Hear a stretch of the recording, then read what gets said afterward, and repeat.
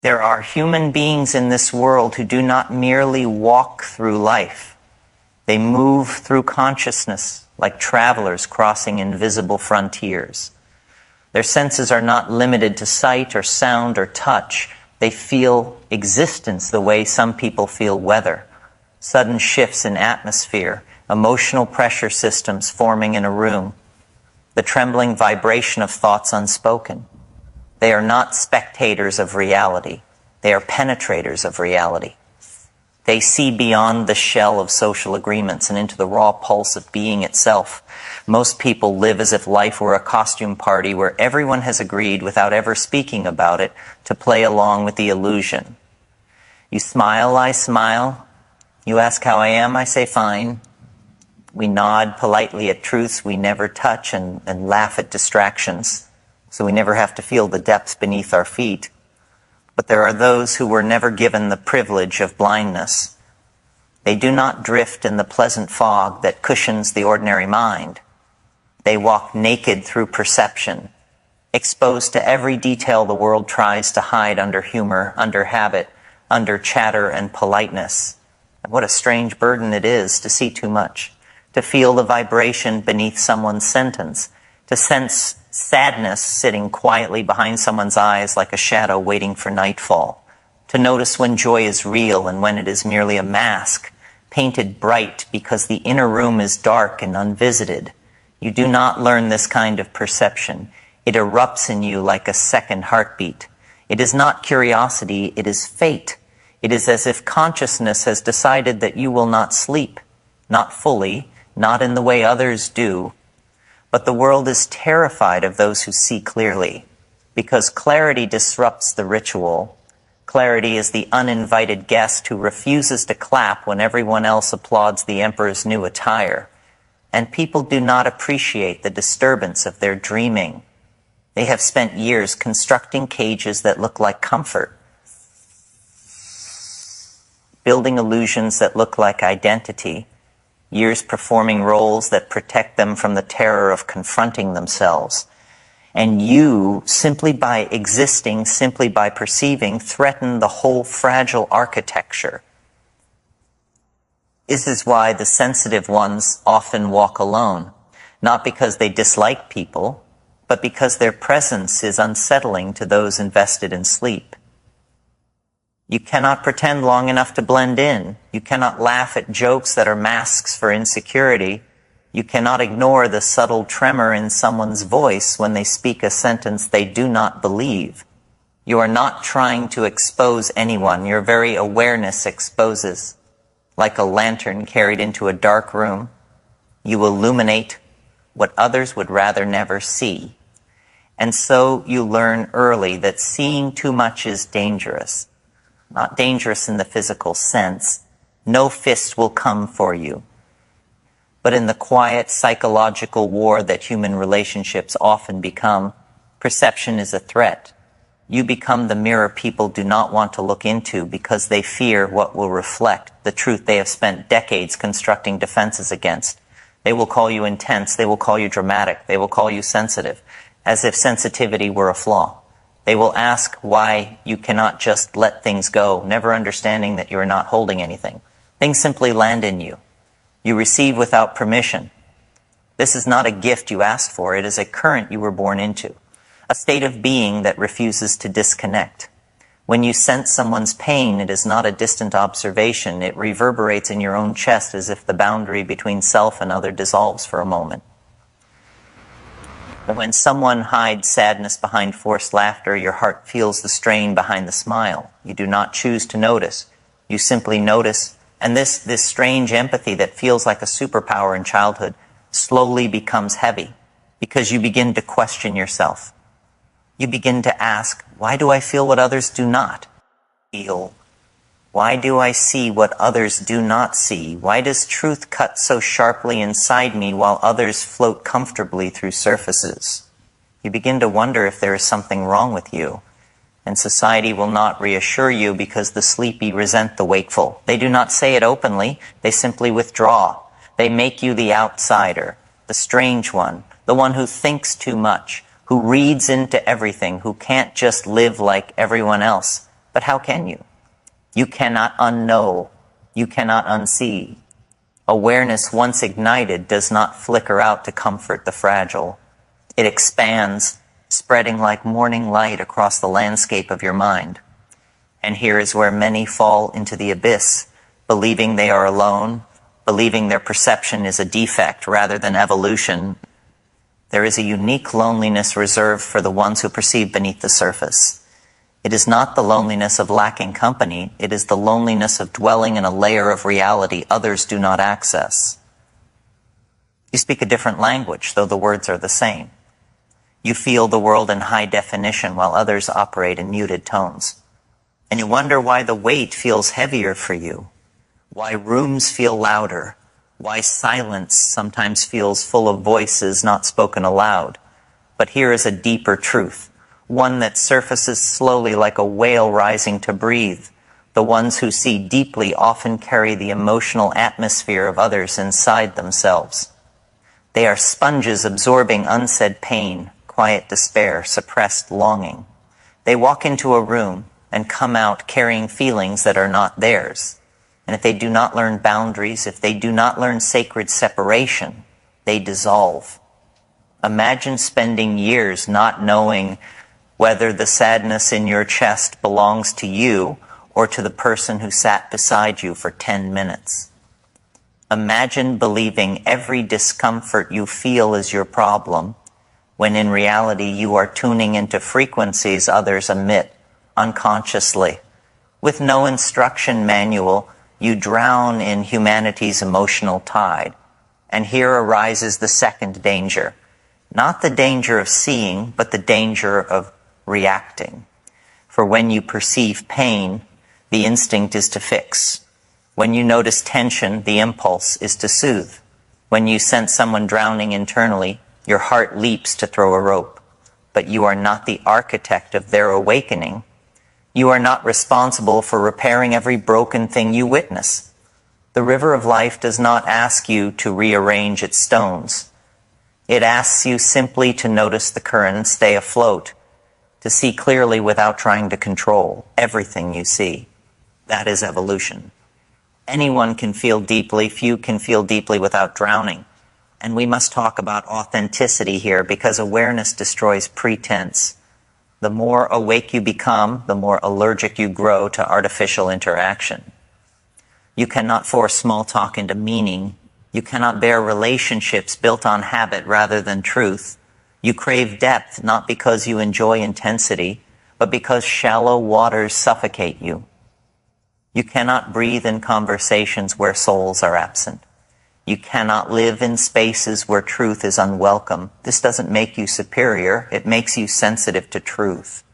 It makes you someone who thrives where consciousness is alive. It makes you someone who yearns for others who are awake, not perfect, not enlightened, simply awake to themselves. And yes, you will be misunderstood. People will think you judge them.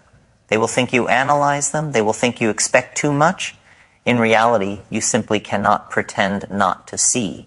And pretending feels like betrayal to yourself and to life. But awareness must mature. If it stays raw, it becomes a wound. If it stays reactive, it becomes conflict. True perception does not attack. It observes. It learns the difference between holding truth and wielding truth like a weapon. Truth spoken without timing becomes violence. Truth held silently until it ripens becomes wisdom, the sensitive one. You must learn patience, not because the world needs time to awaken, but because awakening without grounding fractures the awakened. You cannot help humanity awaken by burning out your own nervous system. You cannot serve truth by sacrificing your sanity. The universe does not need martyrs of perception. It needs stable vessels of awareness, and stability comes from remembering your center. It comes from silence, from solitude, from stepping away from the emotional noise of others long enough to hear your own soul speak again. The world floods you with sensations, but you are not meant to drown in them. You are meant to filter, to release, to cleanse. Sensitivity without cleansing becomes suffering. Sensitivity with inner stillness becomes power. Do not confuse feeling deeply with becoming lost in feeling. Sensation is information, not identity. Emotion is weather, not GPS. You experience, you recognize, you release. You learn to say, this emotion passed through me, but it is not me. This sadness touched me, but I do not have to carry it like luggage. You learn to separate signal from absorption. And when you master this, you discover something extraordinary. Your sensitivity becomes clarity. You stop reacting and start witnessing. You stop absorbing and start understanding. You stop clutching and start flowing. This is where the ones who see evolve. They become grounded visionaries, not wounded observers. They stop trying to wake every sleeping mind and instead guard the flame of their own awareness with devotion. They stop trying to fix every broken story and instead hold space for truth to emerge naturally. They stop drowning in the sorrow of the world and instead become the still water in which others glimpse themselves. And yet the path continues, always deeper. There is no end point in the evolution of awareness. Only layers peeling back like petals of cosmic understanding. There comes a moment when you realize you do not walk through the world observing consciousness. Your consciousness, observing itself through the lens of human experience, you realize the pain you feel from others is not separation but connection. And connection without boundaries is not love. It is fusion. True compassion is not merging. It is witnessing with respect. Not trying to pull someone to shore, but standing on the bank holding a lantern so they can find their own way when ready. This realization is quiet but seismic. You learn to let life unfold. You become a guardian of presence rather than a soldier of correction. You learn to trust the timing of awakening, the intelligence of pain, the necessity of illusion until truth is bearable. Awareness without force becomes grace. Clarity without judgment becomes sanctuary.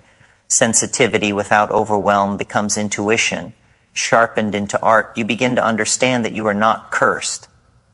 You were never cursed. You are simply early. You are awake in a world hitting snooze.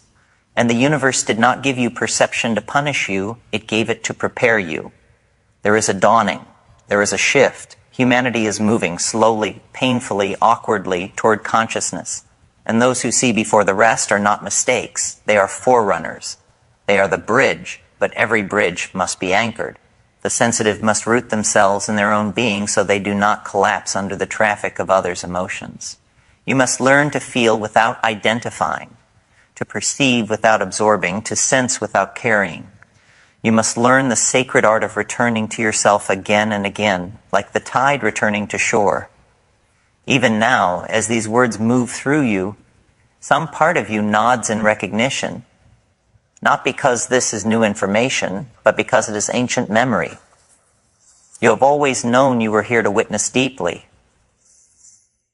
What you are learning now is how to survive it, and not only survive it, but thrive in it. Awareness is not meant to crush you. It is meant to sculpt you, and the sculpting content. And as you learn, you soften. You do not fight the unconscious world. You simply move through with clarity and calm. You choose where to invest your light. You choose who receives the gift of your inner world. You no longer scatter yourself everywhere out of instinct. You select with discernment. Awareness without boundaries is chaos. Awareness with boundaries is mastery. And you are learning mastery, not by force, but by necessity, because your nature will not allow you to become numb. You are not here to join the sleepwalkers. You are here to hold your eyes open in a world that fears looking. And so you walk sensitive but not shattered, perceptive but not intrusive, awake but not arrogant. You feel the pulse of humanity like a rhythm under your skin, but you breathe your own breath. You stand in the storm of emotion, but remain the still point at the center. You hear the cries of souls in confusion, but you know transformation cannot be rushed. You trust the unfolding. This journey is not about superiority, it is about responsibility. The responsibility to remain yourself in a world that constantly tries to blur you. To maintain clarity without collapsing into despair. To love without losing yourself. to see without needing to be seen. And one day, without fanfare, something subtle shifts in you.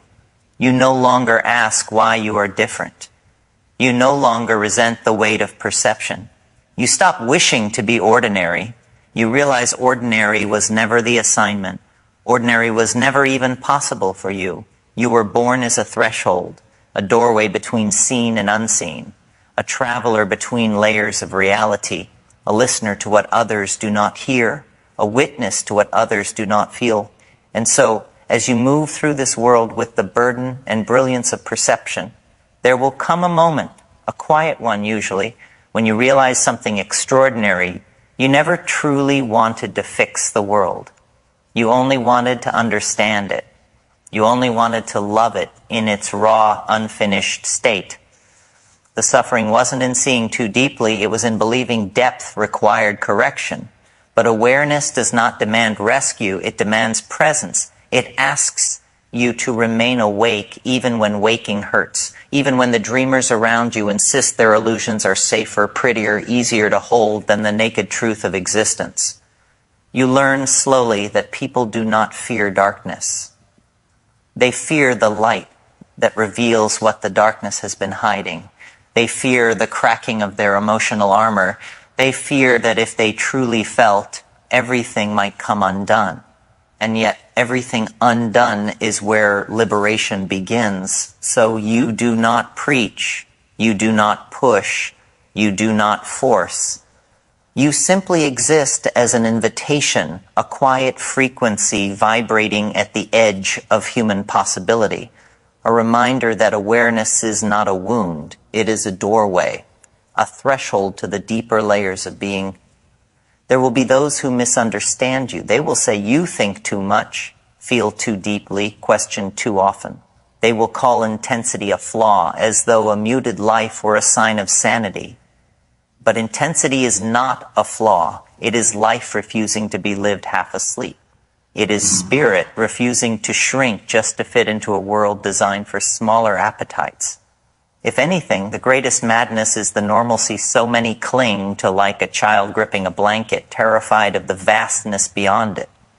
But you do not resent them, no. You hold compassion not as an obligation, but as a natural side effect of understanding. You see their fear, you see their longing, you see the fractures behind the laughter and the dreams buried beneath protective routine. And rather than judge them for sleeping, you simply stay awake, because someone must keep the fire burning in the night. You learn that presence is the true work, not correction, not persuasion, not crusade. Presence. To sit with life without armoring yourself against its intensity.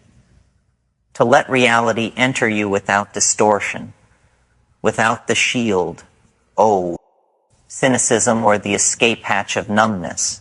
To remain available to the trembling beauty of things, even when it hurts, especially when it hurts. Because pain is not proof of failure, pain is proof of sensitivity, and sensitivity is proof that you are alive in a world obsessed with anesthesia.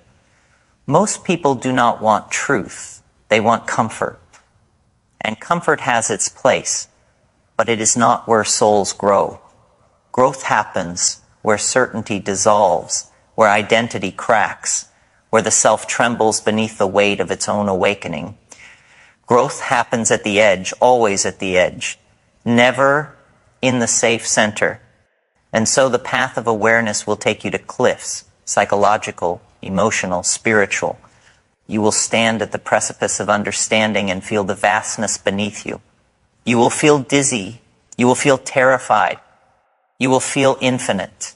And you will understand why most turn back. But you did not come here to turn back. You came here to remember that consciousness is not a burden. It is a birthright. To remember that insight is not an accident. It is a calling. To remember that the world does not need saving. It needs awakening. And awakening begins not with others, but with you. It begins with the refusal to betray your own perception just to belong. It begins with trusting the depth of your seeing, even when others insist the surface is all there is. It begins with allowing yourself to feel, without apologizing for the intensity of your feelings. Sensitivity is not fragility, it is evolutionary refinement. The universe does not sharpen dull minds, it stretches the ones already reaching. And if your perception pierces reality, it is because evolution placed a blade in your hand. Not so you could cut others down, but so you could carve pathways through the dense jungle of unconsciousness. You are not here to be ordinary. Ordinary is safe, but it is empty. Ordinary is popular, but it is numb. You are not here to fit, you are here to expand. And expansion is uncomfortable. Expansion requires rupture. Expansion invites loneliness because few choose to walk past the borders of common knowing. But those who do become the frontier, and with time the loneliness transforms. It is no longer the ache of being misunderstood, it becomes the peace of no longer needing to be understood. You stop waiting for society to recognize your frequency. You stop yearning for validation from minds still learning to wake. Instead, connection finds you. Not through quantity, but quality. A single soul who understands the language of depth is worth more than 1,000 who cheer for shallow moments. You realize that not all silence is emptiness. Some silence is communion. Some silence is companionship with the universe itself. Trust this solitude. It is not abandonment, it is refinement. It is life sculpting you into a vessel large enough to hold genuine insight. Most want community before they build self. Something beautiful happens. You realize the world does not need to be awakened by force. It awakens itself through contact with those who are already awake. Presence is catalytic. Consciousness spreads not by argument, but by resonance. A tuning fork vibrates, and the nearby strings respond. You do not push, you embody, and embodiment is the loudest revolution. Still, you remain aware that awakening does not erase struggle. Enlightenment is not immunity from life, it is intimacy with life. You still feel pain, but it does not own you. You still encounter chaos, but you do not become chaos. You still walk through the storm, but you walk as the storm's witness, not its casualty. There is a kind of strength far beyond toughness, the strength of inner fluidity, the strength of bending without breaking, the strength of staying soft in a hard world. Steel is strong, they say, but so is water, and water shapes mountains. So continue being the one who sees, continue being the one who feels, continue being the one who wakes even when sleep would be easier. Continue being the one who refuses the comfort of numbness, for numbness is not peace, numbness is postponed pain. Presence is real peace, awareness is real power. Consciousness is real freedom. And understand this, you are not here to escape the world. You are here to witness it, transform through it, breathe through it, love through it. You are not here to transcend the human experience. You are here to inhabit it fully, to learn what it means to be a soul with skin, a cosmic being with a beating heart, a universe experiencing itself through a fragile, temporary vessel. You are not simply a person. You are a phenomenon, a brief, miraculous alignment of matter and mystery, and you will suffer, and you will rise, and you will doubt, and you will remember, and you will forget, and you will remember again. This is the cycle. Awakening is not a single moment. It is a lifelong unfolding. The flower does not open once. It opens again and again with every new season, each time more fully, each time more beautifully, each time more surrendering to the light. So allow yourself to bloom again and again. Do not rush it. Do not fear the closing, for closing precedes opening. Do not chase enlightenment like a finish line. Enlightenment is not an exit. It is a way of walking, a way of breathing, a way of seeing. It is not arrival, it is participation. It is not the end, it is the deep beginning. And when the world questions you, because it will, stand quietly inside your knowing. Do not debate, do not defend. Truth does not need guardians. Truth simply is. And the ones who are ready to meet it will meet it in your presence. Not because you told them, but because they felt it. Because true awareness vibrates. And vibration does what words never can, it awakens. So breathe, walk gently. Speak only when the words come from clarity, not compulsion. Feel deeply but hold lightly. Love fiercely but without possession. Stand in truth but kneel before mystery. Let your existence be a meditation, not a performance. Let your sensitivity be your strength, not your prison. Let your awareness humble you, not isolate you. And when in doubt, return to silence. Silence is the womb of wisdom. Silence is where the universe whispers. And finally, remember this, not as advice, but as recognition. You are not broken for seeing too much. You are not wrong for feeling too deeply. You are not weak for caring beyond reason. You are the frontier of human consciousness. You are the bridge between dreaming and waking. You are proof that evolution is not only biological, it is emotional, psychological, spiritual. You are not here to survive the world. You are here to expand it. And if you ever forget who you are, close your eyes. Feel the weight of perception you carry. Feel the sensitivity that runs like light through your veins. Feel the silent knowing at the core of your being that is not burden. That is not flaw. That is your calling. That is your gift. That is you remembering yourself. And in that remembering, the journey continues not upward, not outward, but inward. For all awakening is the awakening to self. And all truth lives in the quiet space behind thought, where the universe listens to itself through you. Walk gently, luminous one. You are not here to escape the dream. You are here to awaken inside it.